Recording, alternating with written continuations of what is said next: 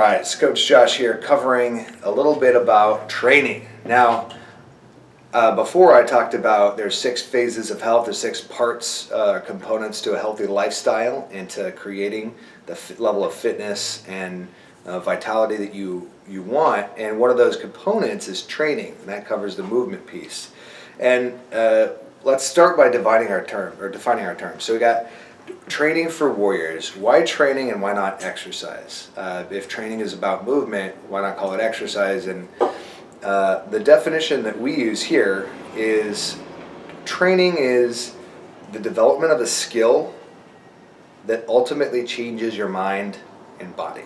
So training, the dictionary definition has to do with learning a skill, but we add to that a little bit here at Training for Warriors and say that our intention is to create a change in our mind and body. So the training is to produce an outcome. Throwing a frisbee, kicking a soccer ball can be exercise, and it does change you a little bit, but our goal here is to learn something and do something that changes our mind and body. So one of the things that you'll notice in Training for Warriors is we use the concept of lift heavy and sprint really consistently. And that encompasses 2 primary components of training. The lift heavy is and the sprint are the yin and the yang of fitness, the both sides of the nervous system, metabolic system coin. Now when you train heavy, when you lift heavy, you're recruiting a greater number of your motor neurons at the same time. When you lift heavy, you're building muscle fibers, type 2B muscle fibers, and you're tempering the body to endure a great amount of force, a heavy load, or go through explosive movement. When you sprint, you're also developing the nervous system, but you're doing it with a focus on power production, which has to do with force over time. So things that require power are things like an explosive sprint, a medicine ball throw, an Olympic lift, like a power clean from the floor, a powerful kettlebell swing. It happens explosively and quickly. Like that's power training, those are power drills. And when you do both of those, you're really creating a massive shift in the body. You're preparing the body. You're through technique, through actions, you're altering the body's form. You're turning into something that can produce that force and produce that force quickly. And there's a gradual process to that as you ramp up the body's capacity. But overall, those two polar opposites of power and strength are not polar opposites. They're closely related. They're 2 sides of the same coin. That encompasses what we mean by training in the physical sense here. So the movements that we do at Training for Warriors are to produce changes. They're skills that you learn to produce a specific outcome. Whew. All right. So examples of things that happen when you lift heavy is you recruit more motor neurons. They synchronize, so they happen. You're lifting. You're activating more muscles at the same time. You're building those type 2B muscle fibers. Your tendons are getting stronger and can withhold more force. Your bone density increases to manage that load, so you become more resistant to injury. All kinds of good things happen when you train. Speed and power, like sprinting and like I said, doing plyometrics or explosive movements.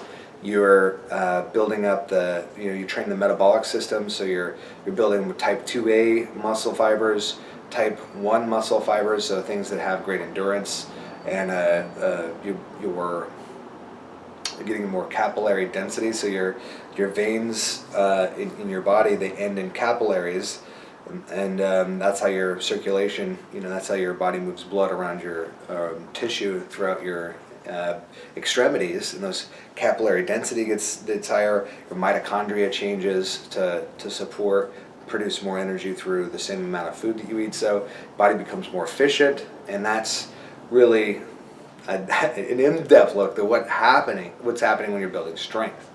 So that is what it means to lift heavy and sprint, and that is what training is at Training for Warriors. Now, we have a philosophy with how we're going to apply all those things, because, you're talking about lifting heavy weights, being explosive, sprinting, putting a great amount of force through your body into the pavement. You're talking about things that are really, really intense, powerful medicine. And we have to have a strong philosophy to match that strong training. And at Training for Warriors, our philosophy is to focus on building the technique, on the skills, and allowing the technique that we're building to change us. So if we focus on the skill, and the skill changes us. So when you're learning how to bench press, we're focusing on activating our body, getting in a position that allows us to be very strong, having a nice tight grip, recruitment, breathing for strength, and doing our perfect rep, not struggling, not forcing it, not muscling it up, but using technique, which allows us to lift more weight, and that lifting more weight allows us to be strong. That strength changes our body. So we focus our energy on the technique and let everything else fall from that. That means that we don't train to failure. That means that we don't train ourselves into oblivion. So you don't train until you're getting a CNS overload. You might have seen videos of people online doing sprints down the street and then puking into trash cans. That's too much. That's too much stimulation. That's destruction. That's not helping that athlete or that person get better. So our philosophy is to really create these strong internal skills and this great kind of set of tools to allow us to be strong, and then allowing that movement to then change us once we get good at it. So that means that we have to find the minimum effective dose of training, and we use a long-term plan. We have long-term planning here at Training for Warriors, so we take the long view of everything. I don't mind if my workout could have been harder, but I do mind if my workout was so hard that I get injured. So every step of the way, I make sure that I'm always using the least amount of training to produce the greatest amount of to produce the greatest results.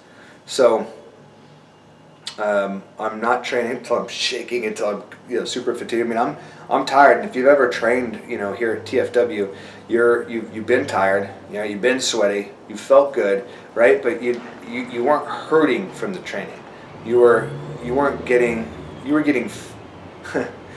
training that feeds you, not depletes you, right? You want to be supported by the work that you do here. You don't want to be destroyed by it.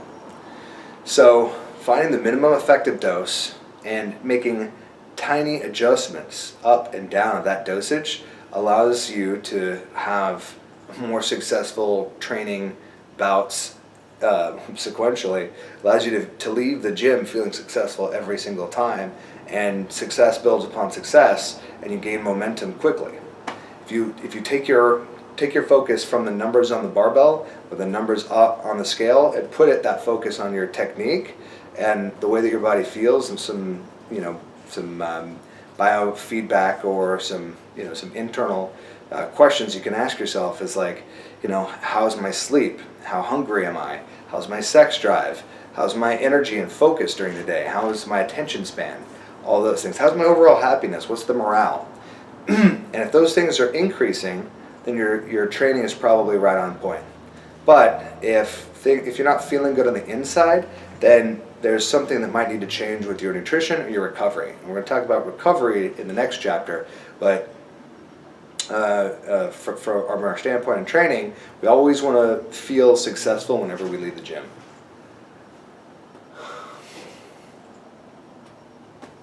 And figuring out when to adjust the minimum effective dose means that we have to have a very, very good definition of success. We just talked about feeling successful every day. So feeling successful in the gym would be, or a successful day in the gym would be a day where your technique improved. So if you were able to apply something new to your back squat, to your overhead press, to your sprint, if you were able to be more relaxed, or increase the tension, or do something where you're able to have a little bit more sense of control, ownership, and mastery of the process, then that's a success.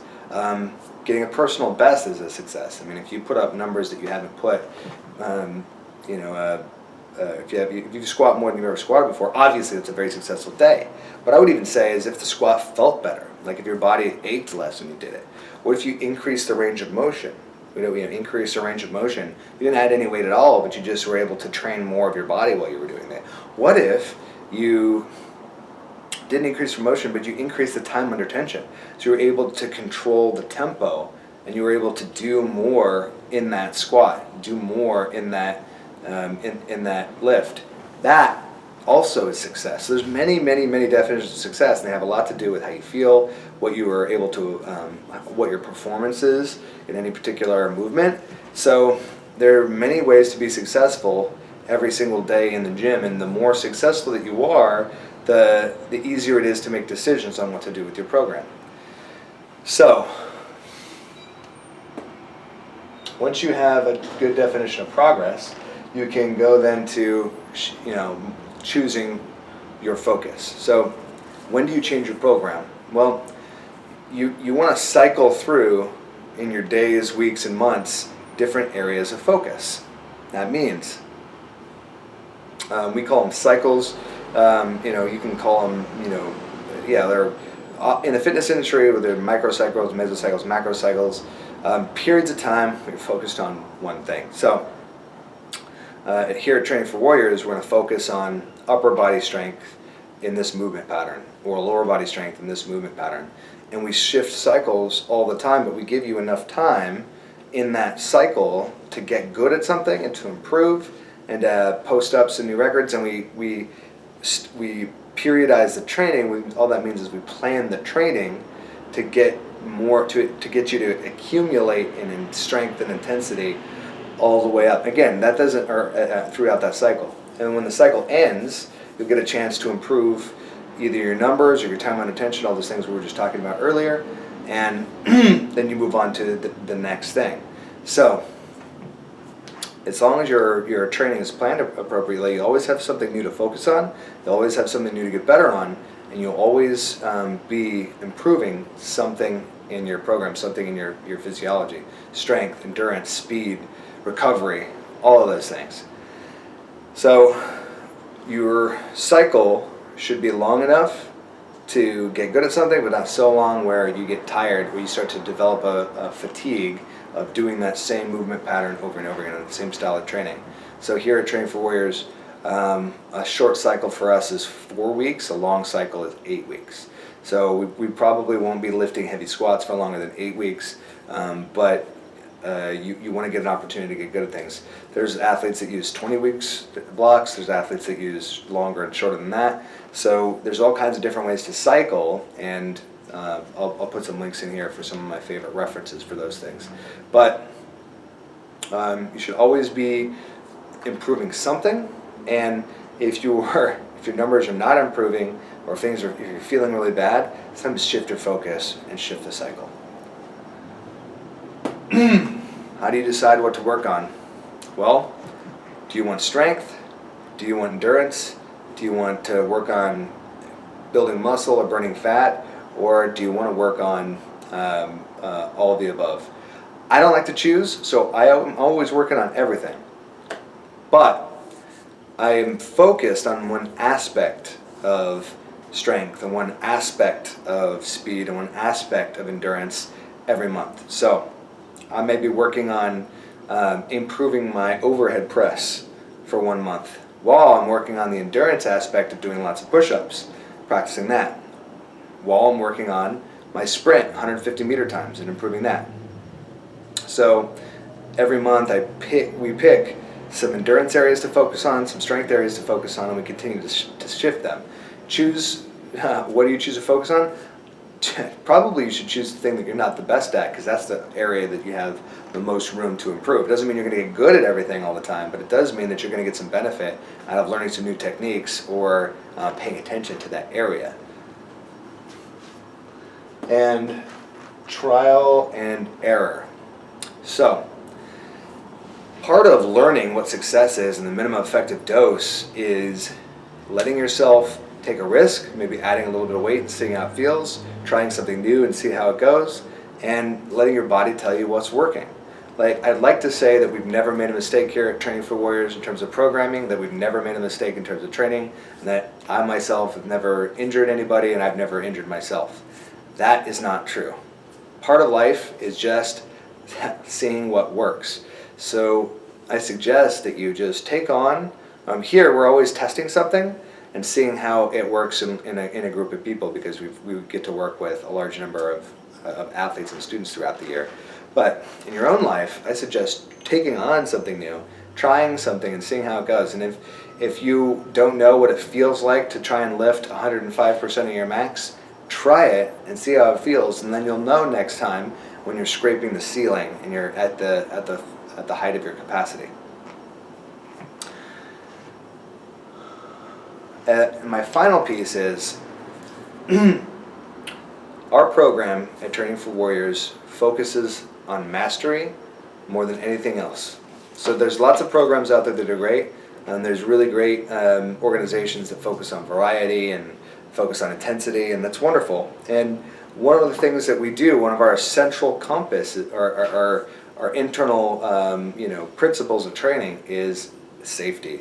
So for us, mastery equals safety. If you know what it feels like when your body's not working right, if you know what it feels like when your body is working right, and if you understand what a successful lift feels like, then you're becoming the master of your body and you're becoming excellent. You're going from that white belt to that black belt in training, and you're able to have a longer career in training. You're able to have a sustainable training program. You're going to be more successful. You're going to get better results, and ultimately you're going to be happier overall. So for us here at Training for Warriors, mastery is always the focus of the program, because that allows us to be safe. And whatever you're doing, I would urge you to focus on mastery as a principle, because it's going to allow you to progress almost indefinitely. I would say almost indefinitely, but indefinitely. And it's going to keep you safe. So that's my 50,000 foot view on training. This is Coach Josh, Training for Warriors Portland, helping you bring out the warrior.